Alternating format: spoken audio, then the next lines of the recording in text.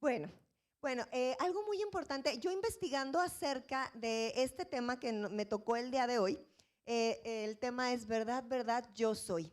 Pero tengo aquí algo que yo investigué, que es que los cristianos, en una prédica que escuché para preparar esta prédica, escuché que decía que los cristianos eran los únicos perseguidos. Yo dije, no, no podemos ser los únicos perseguidos, o sea, está bien que sí estamos pegados a la Biblia y yo sé que tenemos la verdad, pero más gente también debe de ser perseguida.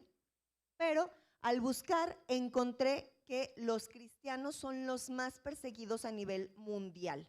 Obviamente hay otras ideas o ideologías religiosas que también son perseguidas, pero ahorita les voy a explicar por qué son perseguidas. Dice que los cristianos son los más perseguidos a nivel mundial. Se hizo un estudio donde se tomaron en cuenta los hostigamientos, violencia física, violencia verbal, además de detenciones y profanaciones a sitios o lugares sagrados o santos o que nosotros tenemos como en alta estima. No solo eso, sino que la discriminación en algunas tierras religiosas, está la discriminación y en la discriminación se les quita el acceso a empleos, a la educación y a la vivienda. 108 países sufren de este tipo de acoso, hostigamiento, violencia verbal, física, baja de empleos, educación y vivienda, por ser cristianos. En general, de los aproximadamente 2.3 mil millones de cristianos que viven en el mundo, 8 mil de ellos son literalmente martirizados. Esto a mí me impactó muchísimo. Tal vez en nuestra zona, en nuestra población, en este lado del mundo, no es algo tan visible todos los días, pero aquí dice que esto significa que una persona muere por su fe en Cristo cada hora. En este momento, alguien está muriendo por su fe. Afortunadamente o desafortunadamente, a veces pienso, no somos tú y yo, pero hay personas que están sufriendo por esto y están siendo martirizadas y están muriendo por su fe. Aunque no es tan frecuente que los gobiernos acosen directamente a la población cristiana, este tipo de discriminación se manifestó en 79 países, mientras que el acoso por grupos sociales en 85. La Open Doors World Watch List desveló que el país donde resulta más difícil ser cristiano por las persecuciones a las que se enfrentan son Corea del Norte. La violencia ha despegado también en África, en el Medio Oriente, especialmente en lugares de Irak o Siria. Esto es a nivel mundial, pero aquí en México nuestras etnias están siendo perseguidas. Hace creo que el año pasado, si no me equivoco, los huicholes, que son Amelia, Luis, esa es su familia, la que está vestida toda de rosita es Amelia, ella me hace mis aretes artesanales casi siempre, y esta familia, cuando se convirtieron, al igual que muchos de su población, fueron relegados o fueron, ¿cómo se dice?, expulsados, los desterrados, ¿sí?, de su lugar de origen, de sus tierras. Esta familia junto con otros tuvieron que salir de su tierra cuando se convirtieron en cristianos y no los querían. Entonces ya afortunadamente ya tienen un espacio, tienen tierras de nuevo donde ellos pueden estar junto con la iglesia y otros de sus etnias, pero a ellos les fue quitada su tierra por el hecho de haberse convertido. De este lado tenemos a los purépechas, que con ambas familias tenemos una muy bonita relación. La hermana Julia, que son a los que más conocen porque es donde más hemos visitado, la hermana Julia y el hermano Alberto, por ahí atrás está su hijo. Bueno, cuando ellos llegaron a su pueblo en Michoacán, el pueblo un día, tuvieron muchos percances, pero un día se reunieron todos en la plaza para ir a apedrearlos, a matarlos a su casa.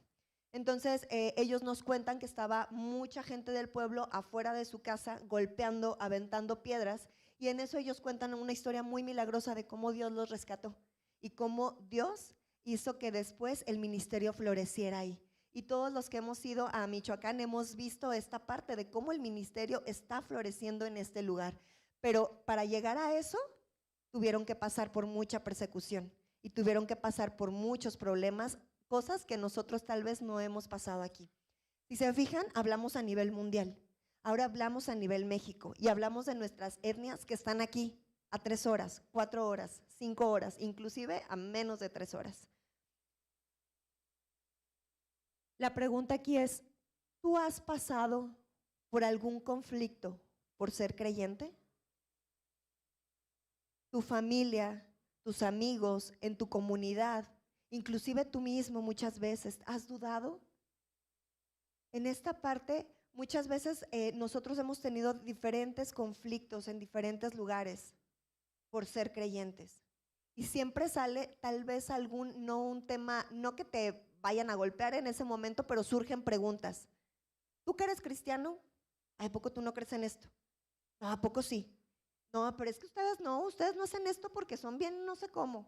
Y empiezan, ¿no? Y empiezan a preguntar, pero de manera que te atacan. Entonces, creo que todos hemos pasado por algún momento de esta situación. Y me gustaría entonces en este momento que pensaras si hubo algún momento donde esto te pasó, donde inclusive tu familia te hace menos, porque no crees en lo mismo que ellos creen. Jesús, en este capítulo, vamos a hablar de Juan capítulo 8, Jesús nos muestra cómo lo hace, porque Jesús también fue atacado. Jesús fue el más atacado y él no nada más sufrió ataques de palabras, sino que llegamos hasta la muerte, ¿verdad? Y no sé si alguno de ustedes ha estado en medio de un conflicto donde ustedes, que no sea religioso o espiritual, pero que han estado en medio de un conflicto donde se ve que las cosas ya están medias calientes, que llegas, no sé, a alguna casa y llegas de invitado para cenar y llegas a la casa y se ve que hay tensión. ¿Les ha pasado o no les ha pasado? O nosotros mismos, ¿no? Que a veces estamos enojadas con el esposo desde 2 días antes, 3 días antes, y de repente, no sé, el esposo hoy se levantó muy de buena, se fue a trabajar, y en la noche llega y nos dice, ay, qué bonita te ves. Ah, pero no me lo dijiste desde ayer no me dijiste nada. Es porque ya traemos un tema ahí calientito, ¿verdad? Es como que ya traemos algo ahí que está medio atorado en nuestro corazón. Bueno, pues así como nosotras a veces nos ponemos, creo que también los hombres, no sé, y recibimos al esposo enojadísimo, bueno, pues así los fariseos y los religiosos recibieron a Jesús. Ellos, cuando Jesús, vemos desde los capítulos antes que ellos estaban procurando a Jesús, los fariseos estaban procurando a Jesús por todos lados. Lo querían apedrear, lo querían llevar preso, lo querían encontrar en algún error bajo la ley para entonces decir, ajá, te cachamos, así, ¿no? Y llevarlo directamente a la cruz, ¿no? Pero en esta parte nosotros podemos también entender que Jesús se metió en este debate porque ya sentía cierto rechazo, cierto odio hacia ellos, ¿no? Es como de, pues para que vean quién soy, ¿no? Pero vemos que Jesús se quedó porque los amaba. Y una muestra muy contundente de que los amaba es que la primera presentación de Jesús en la Biblia, o los primeros como hechos que se vieron de Jesús, es en Lucas 2:46. ¿Se acuerdan que a María se le perdió el hijo? No son los únicos, no somos los únicos, también a María se le perdió Jesús. Y entonces, ¿dónde dice que lo encontraron? En el templo. Lo encontraron en las sinagogas en medio de los doctores de la ley, oyéndolos y preguntándoles. Y todos los que le oían se maravillaban de su inteligencia y de sus respuestas. Jesús amaba a los fariseos. Jesús ama a los legalistas. Jesús los ama. Y por amor a ellos, se quedó a debatir con ellos. Muchas veces nosotros vemos los debates como algo negativo. Como, se están peleando, es que están discutiendo. El debate es una discusión de pensamientos, de ida y venida. Y en este caso, Jesús, al querer compartirles, lo que él hacía era algo común. Si se fijan o si recuerdan, en las calles se ponían a disertar. ¿Qué es disertar? Se ponían a compartir sus ideas, sus pensamientos. Jesús era lo que estaba haciendo en las calles. Era algo, esa práctica era común. Jesús se queda. Manejo del conflicto. ¿Jesús tenía un conflicto en ese momento? ¿Sí o no? ¿Con los fariseos? Había un conflicto social. Había un conflicto con la religiosidad. Había un conflicto de ideas. Había un conflicto de pensamientos. En esta parte debemos de tener en cuenta que los conflictos pueden escalar. Un conflicto no es precisamente como esas ideas diferentes, pero no precisamente tiene que terminar en algo negativo. El conflicto inicia con algo intelectual. Eso intelectual es un pensamiento que hay. Los judíos estaban muy molestos porque Jesús había asegurado ser Dios. Y entonces ese era el conflicto que ellos tenían de cambio de pensamiento, porque Jesús aseguraba ser Dios. Defendían su descendencia y defendían su libertad. Decían, pues es que nosotros somos hijos de Abraham. Entonces ellos estaban defendiendo esta parte. El debate tiene algo emocional. En emocional puede ser enojo, frustración, y hay una parte donde dice, ¿no? Dice, ustedes ni siquiera toleran escucharme. ¿Les ha pasado que algunas veces alguien les cae gordo? Yo sé que aquí no pasa, pero ¿les ha sucedido que alguien les cae gordo y desde que lo ven dicen, ya va a empezar a hablar? ¿No? ¿Sí les ha pasado o nada más me pasa a mí? ¿No soy la única pecadora en esta iglesia? ¿No? Bueno, ya me estaba sintiendo yo mal. Dije, entonces, desde que vemos a alguien, es como esa parte de, o sea, y lo escuchamos a la persona y todo lo que la persona dice está mal. ¿Por qué? Porque ya no lo toleramos, porque no queremos ni siquiera escucharle. Y hay otra parte verbal y hay otra parte de insultos. Y vamos a leer el versículo 31, por favor. Vamos al 8:31. Para ver ahí lo de la parte intelectual. Dice, nosotros somos descendientes de Abraham, le respondieron. Nunca hemos sido esclavos de nadie. ¿Qué quieres decir con que nos liberarás? Jesús decía, yo los voy a liberar. Y ellos decían, ¿de qué me vas a liberar? Pues si nunca hemos sido esclavos y además somos hijos de Abraham, ¿tú qué vas a venir aquí a decirnos? Y entonces empezaron con esa disputa ahí. Más adelante vemos cómo ellos se comienzan a enojar, comienzan a enojarse y entonces comienzan a decirle infinidad de cosas. ¿Saben qué le dijeron a Jesús? Ya lo leímos, estás poseído, estás endemoniado. Cuando una persona está tan enojada que no puede debatir y ya ve que está perdiendo, comienza a insultar. Cuando el ser humano comienza a insultar, es porque ya no puede con la verdad del otro. Porque la verdad libera, pero condena también. Hay un versículo donde dice, la palabra de Dios no vuelve vacía. Y muchas personas dicen, no, es que no vuelve vacía porque va a traer salvación. Sí, pero también trae condenación. Porque al que no cree, ya ha sido condenado. Tú presentas la verdad. Y la verdad, una vez que tú la tienes al frente, tú decides si la crees o si no la crees. Si no la crees, hay condenación. Pero si la crees, dice, has sido liberado. Y entonces los judíos decían, ¿de qué nos vas a liberar? Si nosotros somos de la estirpe, somos hijos de Dios. Y entonces Jesús les dice, ustedes dicen, o sea, verdaderamente yo sé que son descendencia de Abraham, pero eso es terrenal, espiritualmente no son hijos de Abraham. Porque Abraham, dice, se gozó de este día cuando yo iba a venir a salvarlos. Y ustedes me quieren matar. Y entonces él comienza a debatir con ellos estas ideas. Ellos comienzan a emocionarse, a enojarse, a frustrarse. ¿Por qué? Porque cuando estamos en un debate, nosotros muchas veces queremos ganar. ¿Sí o no?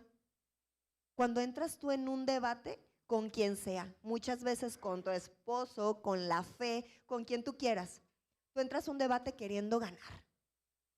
Y Jesús no quería ganar ese debate, quería ganar sus almas. Y Jesús me encanta porque le dice en esta parte de la porción de la Biblia, le dice, yo vengo de parte de Dios. Dios me dio esto. ¿Saben qué hizo ahí Dios? ¿Saben qué hizo ahí Jesús? No se lo tomó personal. Esto viene de Dios. Arréglatelas con Él. Yo estoy diciendo lo que tengo que venir a decir. Y esa debe de ser nuestra postura como creyentes. ¿Cuántas veces nos hemos sentido ofendidos cuando nos dicen, ay, es que tú y tu religión, ay, es que ya te lavaron el cerebro, ay, es que no, y nos lo tomamos personal. Y entonces cuando nos lo tomamos personal, pasamos a enojarnos. Y cuando nos enojamos y ya no podemos con la verdad del otro, lo atacamos. Y muchas personas llegan a los golpes. ¿Les ha pasado que por cosas mínimas en un carro, alguien que le pita se agarran a golpes? ¿Por qué? Porque no, o sea, su manera racional no les alcanza, mucho menos lo emocional. Y entonces dicen, primitivamente, si no puedo con esto, puedo con esto, ¿no? Y los fariseos y los judíos hicieron eso. Y esto es algo bien interesante. ¿Cuántas veces aún nosotros, siendo creyentes, hemos estado envueltos en esto? Y muchas veces queremos debatir a favor de Cristo. Y debatimos, pero nos enojamos, insultamos y espero que no lleguemos a los golpes. Pero ¿cuántas veces lo hemos hecho en nuestras familias o en otros lugares?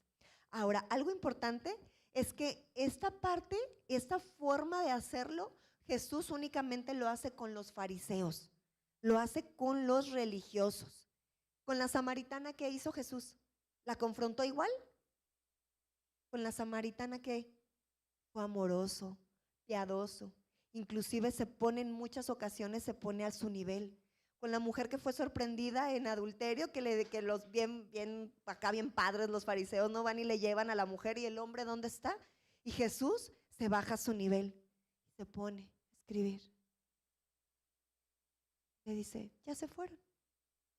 Jesús no hace lo mismo con los legalistas fariseos, con los religiosos, que con el resto de la gente. Esto es un punto especial para ciertas personas. Y muchas veces nosotros como cristianos vamos repartiendo bibliazos a diestra y siniestra y a todo mundo. Vamos repartiendo bibliazos a todos lados donde vamos. Y Jesús nos dice que lo primero que tenemos que mostrar es el amor. Pero decimos, no, oye, te vas a ir al infierno y ahí será el crujir y rechinar de dientes. Sí, o sea, sí, es verdad. Pero no llegamos con todo mundo amenazándolos, porque el creyente tiene que creer por amor, por el sacrificio que Jesús hizo en la cruz y no por miedo. Esa es la diferencia. Nosotros estamos con Cristo por amor, no por temor. Dios, en esta parte de Jesús, ¿qué nos invita? ¿Qué nos enseña Jesús? De manera intelectual, la verdad no proviene de mí, proviene del Padre. Cuando nosotros tengamos un conflicto, un tema con alguien, esta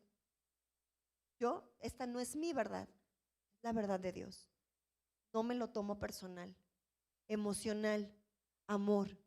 Se entregó por nosotros Jesús. Dice, perdónalos, ¿verdad? Cuando Jesús está en la cruz, dice, perdónalos. ¿Por qué? Porque no saben lo que hacen. Y muchas veces nosotros condenamos a los que tienen otra fe. Los juzgamos, los menospreciamos.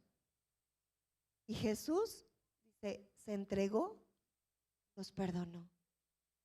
Perdónalos, porque no saben lo que hacen. De manera verbal, debemos de comunicar una empatía.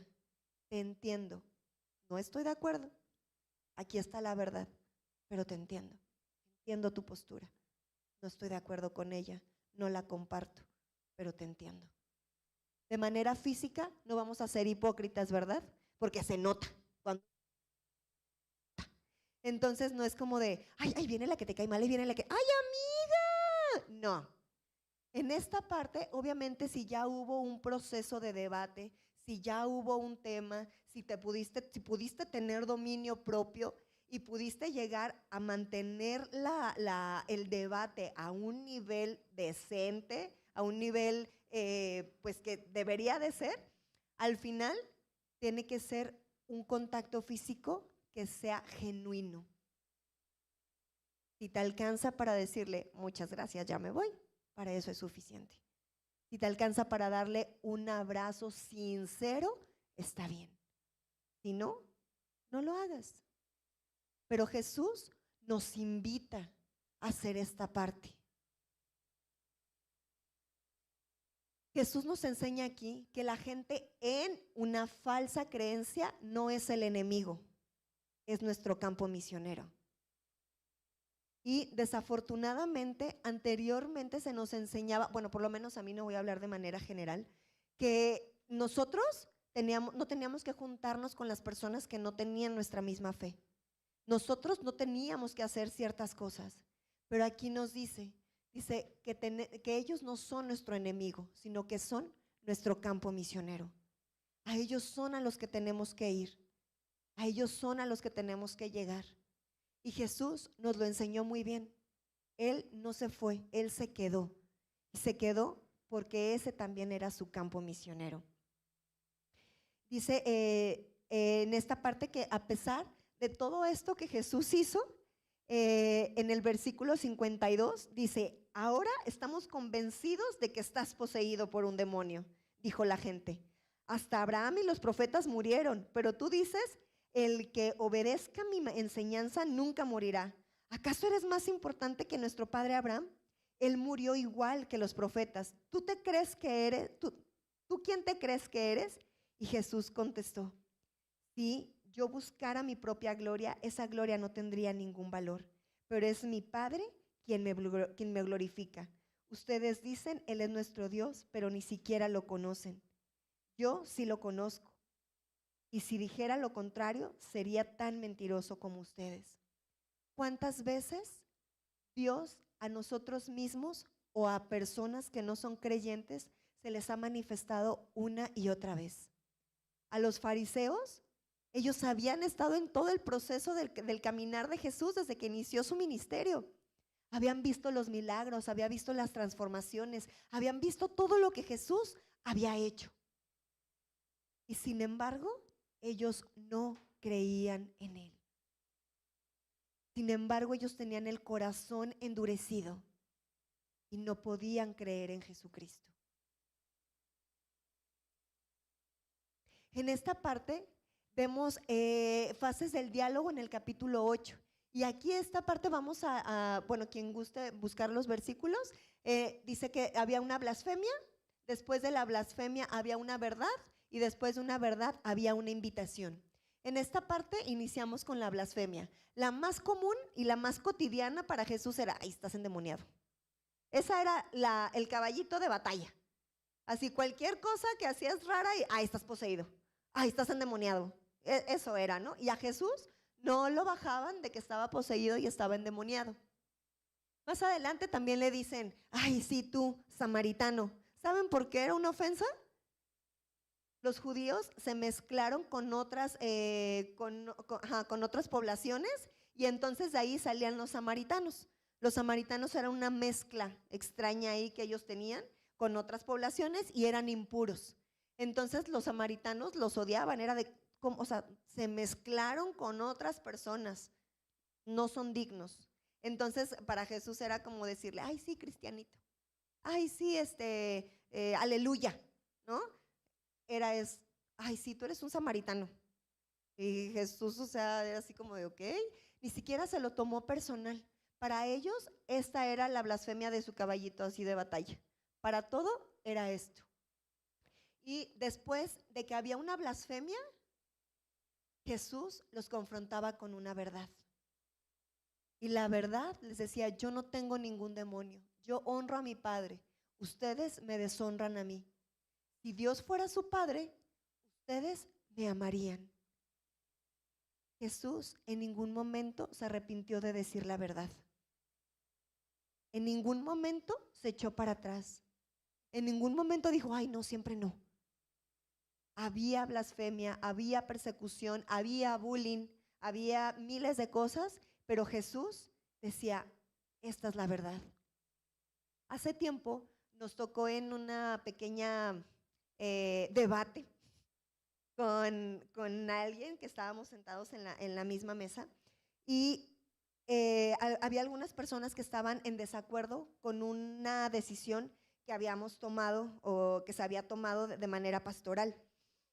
Y nos estaban confrontando con ese tema, ¿no? De se equivocaron, no lo hicieron, es que esto no debía de ser, es que debió de haber sido así. Con todo el amor del mundo, dijimos: entendemos tu postura, hicimos lo que teníamos que hacer. A veces hay conflictos difíciles, y hay conflictos que la gente no va a entender. Sin embargo, la postura de la verdad es la misma. La verdad no cambia. La verdad es la misma hoy y siempre, porque la verdad es Jesucristo. Y dice que aquel verbo se hizo carne y habitó entre nosotros. Dice que desde el principio era el verbo y el verbo era Dios. La verdad es Cristo. Él es la verdad y la vida. Dice que nadie viene al Padre si no es por Él. La verdad no cambia, es inmutable. Y la verdad no debemos nosotros de modificarla o de echarnos para atrás, porque esa es la verdad. Es la base de quiénes somos, es la base de quién creemos, es la base de nuestra vida. La verdad es lo que es. La crean o no la crean. Y quien la crea o no, esa es la verdad. Y Jesús los confronta con la verdad. Les dice, ustedes han dicho miles de cosas, pero la verdad no va a cambiar. Y cuando vemos la blasfemia, vemos la verdad, Jesús les hace una invitación en el mismo debate y les dice, les digo la verdad, todo el que obedezca mis enseñanzas jamás morirá. Dice todo el que, esto quiere decir todos los que han inclusive mentido en contra de Dios. Él dice, si tú crees, si tú obedeces, entonces tú también puedes entrar al reino de los cielos creyendo con fe. Y Jesús les hace una invitación en los primeros versículos. Es una blasfemia, después Jesús los confronta con una verdad y los invita. Blasfemia, otra verdad y Jesús los invita. Sin embargo, hay un último versículo. En el versículo 57 dice, entonces la gente le dijo, ni siquiera tienes 50, porque para esto Dios les decía, no, estaba hablando acerca de Abraham, y ellos les decían, es que nosotros somos hijos de Abraham. Y entonces Jesús les dice, pues Abraham se alegró de este día, su fe y su esperanza estaba puesta en mi día, en cuando yo llegaría aquí a la tierra, moriría por ustedes. Abraham estaba alegre por esto. Y entonces ellos le dicen, no, ni siquiera tienes 50 años, ¿cómo puedes decir que has visto a Abraham? Jesús contestó, les digo la verdad, otra vez les dice, les digo la verdad y ustedes no han podido confrontarme con ninguna mentira que yo haya dicho porque yo soy verdad. Dice, les digo la verdad, aún antes de que Abraham naciera, yo soy. Yo soy, es el Dios del Antiguo Testamento, es el Dios de la eternidad, es el Dios que siempre estuvo presente, es aquel verbo que se hizo carne, es ese Dios que vino y entregó su vida por nosotros. Y le dice, antes de él, antes de Abraham, yo soy. Y Jesús cierra con esta parte y ya no hay otra invitación. Yo soy. Ya te di muchas señales, ya te di muchas pruebas. Me has conocido, has visto de lo que soy capaz. Yo soy. Le dice, ya no más. Y aquí ya no hay otra invitación. Hoy es el día. Dios es un Dios de misericordia, que todos los días nos está buscando para ser encontrados, para ser reconciliados con el Padre. Dios dice, ¿qué más quieres? Yo soy. Yo soy tu Dios, yo soy tu Padre, yo soy el que murió por ti en esa cruz, yo te he estado llamando, te he estado buscando desde siempre. ¿Qué esperas para arrepentirte? Y muchos de nosotros en nuestro orgullo, nuestra arrogancia decimos, muéstrame más señales. ¿Tú quién eres para venir delante de mí? Y Jesús, ya no más. Hoy es un buen momento para decirle a Dios, Jesús, te necesito. Quiero conocerte más. Me arrepiento de mis pecados. Te entrego mi vida. Ya no más. Ya no quiero ser más necia en mi corazón, más necio en mi corazón, más endurecido mi corazón. Hoy quiero entregarte mi vida. Hoy quiero creer en ti como mi único y suficiente Salvador. Hoy es el momento. Más adelante, y esto es algo que me encanta, que dice Jesús, salió de su vista. Aquí no dice que Jesús huyó. Y hay escuché de parte en otro sermón de un judío que dice que hay un verbo que explica literalmente que fue invisible para los ojos de los fariseos. Jesús no huyó, porque dice que salió. En ese momento tomaron piedras para arrojárselas, pero Jesús desapareció de la vista de ellos y salió del templo. Es como si yo estuviera ahorita parada, porque Jesús estaba aquí parado, estaban todos los que estaban ahí acosándolo, estaban todos los que lo estaban debatiendo con él. ¿Cómo se fue? Dice, Dios, su Padre, lo escondió de la vista de ellos, porque todavía no era su tiempo. Y también aquí quiero animarte a ti como creyente, a que sigamos compartiendo de Cristo. Él nos va a cuidar cuando estemos haciendo su voluntad, cuando estemos compartiendo de Cristo, cuando vayamos a las misiones, cuando estemos en otro país compartiendo de Cristo, cuando vayamos a cualquier otro lugar donde hemos sido llamados, Dios nos va a cuidar. De cualquier manera, aún haciéndonos invisibles para aquellos que quieran lastimarnos. Porque tenemos un plan y un propósito que cumplir. Así como Jesús no era su tiempo, Dios nos va a cuidar hasta nuestro tiempo. Y debemos estar gozosos de saber que podemos compartir aún las buenas nuevas de salvación. Hoy es el momento. ¿Vas a volver a darle la espalda a Jesús? ¿Vas a volver a hacerlo? ¿Vas a volver a desconfiar de Él? ¿Qué vas a hacer con Jesús? ¿Qué vas a hacer con el gran yo soy? Él, siendo el Dios todopoderoso del universo, dice que no estimó ser igual a Dios. Se despojó a sí mismo, bajó aquí en forma de siervo, en forma humana. Se entregó por tus pecados, por mis pecados. Pagó ese precio en la cruz que nosotros debimos de haber pagado porque somos pecadores. Fue y pagó en la cruz, se entregó y tomó su vida de nuevo. Él es el Cordero inmolado. Él es el Alfa y el Omega, el León de Judá. Él es nuestro libertador.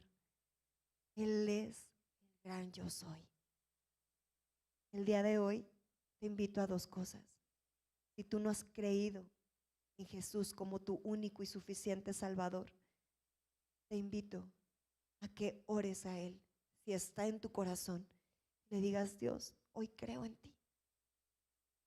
Si tú ya eres creyente, te invito a dejar de ser necio también, a confiar más en Él y a compartir su palabra con veracidad, sin orgullo, sin deseos de ganar, sino de ganar almas para Cristo.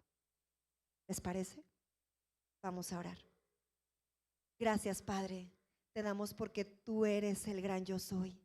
Eres el Rey de reyes, Señor de señores. En este momento en tu oración tú puedes decirle, puedes alabarlo, puedes decirle con esa voz audible y decirle, Padre, te alabamos, te glorificamos por ser quien eres, porque desde el principio tú has sido. No es que eras o serás, es que eres desde siempre. Eres el gran yo soy. Eres el Dios todopoderoso, omnisciente. Eres Padre bendito, el Alfa, la Omega. Eres quien nos cuida, eres nuestra roca. Eres nuestro socorro. Eres nuestro pronto auxilio en las tribulaciones. Eres nuestro Salvador, eres nuestro Redentor, Padre. Gracias por haber enviado a tu Hijo Jesucristo a morir por nosotros. Gracias por esa misericordia que nos has tenido. Gracias por esa misericordia y compasión que has tenido desde siempre. Gracias, Dios, por habernos dado el privilegio de ser llamados hijos tuyos. Te alabamos, Padre, y te glorificamos, porque solamente tú lo mereces. Te rogamos, Padre bendito, por nuestro corazón, por aquellas personas que aún no te han reconocido como su único y suficiente Salvador. Te ruego, Padre, que tú les des esa oportunidad, que tu Espíritu Santo los convenza de justicia, de juicio, de verdad, de pecado. Padre, toca los corazones. En este momento ora por aquellas personas que les has compartido de Cristo y aún no se deciden por Él. Ora para que el Espíritu Santo les convenza, porque no somos nosotros, sino es el Espíritu Santo el que los convence. Nosotros solamente somos instrumento, pero el Espíritu Santo es el que convence. En este momento ora por aquella persona que le has compartido y aún no se decide por Él. Si tú el día de hoy estás aquí y no te has decidido por Cristo, ora también. Dile: Padre, oh Dios,